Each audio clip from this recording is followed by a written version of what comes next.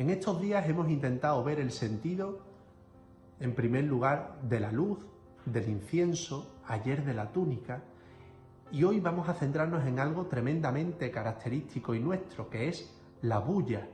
La bulla, las aglomeraciones, el gentío, eso es algo muy significativo de nuestra Semana Santa y de nuestra ciudad. En cambio, no la hemos inventado nosotros. ¿Qué nos hemos creído? La bulla ya existía hace más de 2000 años, cuando la Escritura nos habla de la muchedumbre que se agolpaba en torno a Jesús para verlo entrar en Jerusalén. Aquello era la bulla. Se nos cuenta que en la multiplicación de los panes y los peces era una multitud la que en torno a Jesús le rogaba que obrara el milagro. Eso era bulla. Nos parecerá curioso escuchar cómo Lucas habla de millares de personas que se tropezaban entre ellos para estar cerca de Jesús. Nos suena eso de tropezarnos entre millares de personas para estar cerca del paso de Jesús, ¿no? Dice Mateo que miles de gentes siempre lo perseguían por las calles. Es decir, nuestra bulla es copia de aquella bulla y son iguales, su bulla y la nuestra. Seguramente en aquella también había codazos y pisotones, pero ellos iban deseando ver a Jesús, escuchar una palabra de sus labios, iban a rodear a Jesús pidiéndole que lo sanara de sus enfermedades. Podríamos preguntarnos cómo estamos nosotros en la bulla, cómo vamos a la bulla. Nosotros al paso de Jesús también nos conmovemos como se conmovían aquellas familias de Galilea, nos sobrecogemos ante su sufrimiento. Nosotros delante de la muerte de Jesús nos inquietamos al ver su sangre, sus espinas. Todos habremos vivido eso de que no nos da tiempo, ni siquiera somos incapaces de terminar un Padre Nuestro, un simple Padre Nuestro, en medio de la bulla. En la bulla parece que metemos nuestros 5 sentidos en una lavadora y los ponemos a centrifugar. Y en medio de tantos empujones nos damos cuenta de que hemos perdido a la persona que venía con nosotros y mientras buscamos en medio de la bulla a la persona que venía con nosotros y más empujones, el de detrás se pone a adivinar las marchas que están tocando como si estuviera jugando en el 1, 2, 3.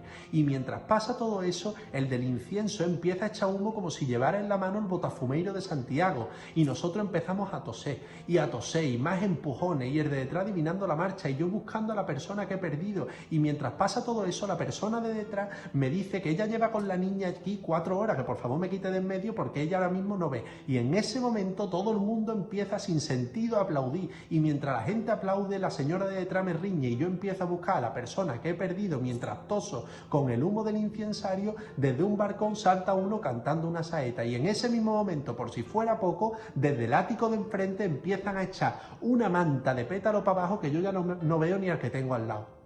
Pues como para terminar el Padre Nuestro.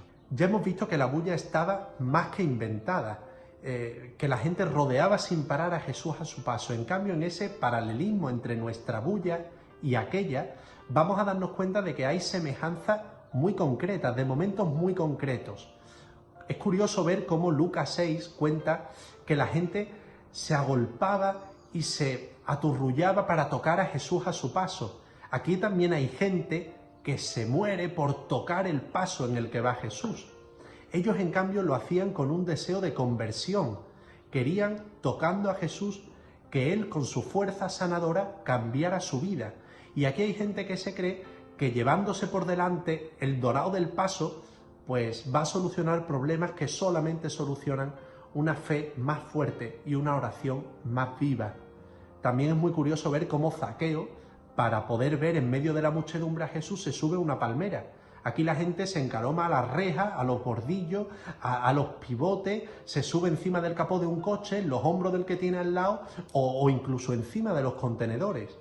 Pero tendríamos que preguntarnos, ¿cómo estamos nosotros en la bulla? ¿Cómo rodeamos a Jesús? Esa tiene que ser nuestra reflexión de hoy.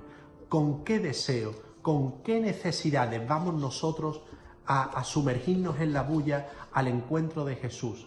Como lo hacían ellos en busca de una palabra, de un gesto que cambiara su vida, sabiendo que era el mismo Hijo de Dios el que tenían delante, o lo hacemos como público de un mero espectáculo. Este año no vamos a estar en la bulla, pero el año que viene volveremos a la bulla. ¿Y cómo serán las bullas del año que viene? ¿Cómo vamos a rodear a Jesús cuando pase por delante de nosotros. En muchas ocasiones nos cuenta también la Escritura que Jesús tuvo que echar a un lado a la muchedumbre, salirse de la bulla y retirarse a solas con el Padre al monte a orar. Quizás sea ese momento en el que nosotros este año, lejos de la bulla, tengamos que retirarnos al monte a orar, a solas con Dios, para que así, cuando regresemos, nunca volvamos a estar igual en una bulla.